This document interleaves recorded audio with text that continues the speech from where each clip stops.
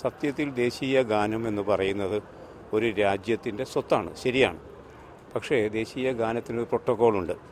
അത് ആലപിക്കുന്ന രീതി, ശൈലി, അത് ആലപിക്കുന്ന സ്ഥലം, സമയം, ഇതൊക്കെ ഘടകമാണ്. ഇവിടെ നമുക്ക് 200ഓളം സിനിമകൾ പ്രദർശിപ്പിക്കപ്പെടുന്നു. 200 സിനിമകളുടെയും മുന്നിൽ ദേശഭക്തി ഗാനം വേണമെന്ന് നിർബന്ധം പിടിക്കുന്നത് എത്രത്തോളം ശാസ്ത്രീയമാണെന്നുള്ള കാര്യത്തിൽ എനിക്ക് സംശയമുണ്ട്.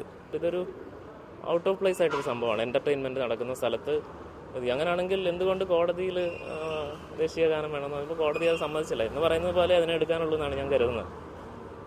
അത്രേ ഉള്ളൂ. എനിക്ക് എൻ്റെ ഒരു ചോയ്സ് അനുസരിച്ചാണ് ഞാൻ ഇരിക്കുകയോ നിൽക്കുകയൊക്കെ ചെയ്യുന്നത്. എണീക്കാൻ തോന്നുമ്പോൾ എണീക്കുക, ഇരിക്കാൻ തോന്നുമ്പോൾ ഇരിക്കുക എന്നതേ എനിക്കതിനകത്ത് പറയാനുള്ളൂ.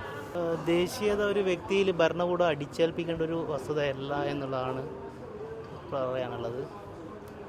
വ്യക്തി സ്വാതന്ത്ര്യത്തെ അടിച്ചേൽപ്പിക്കുന്ന ഒരു തീരുമാനം കോടതി ഉത്തരവിലൂടെ നടപ്പിലാക്കേണ്ട ഒന്നല്ല ഒരു പൗരനെ സംബന്ധിച്ചിടത്തോളം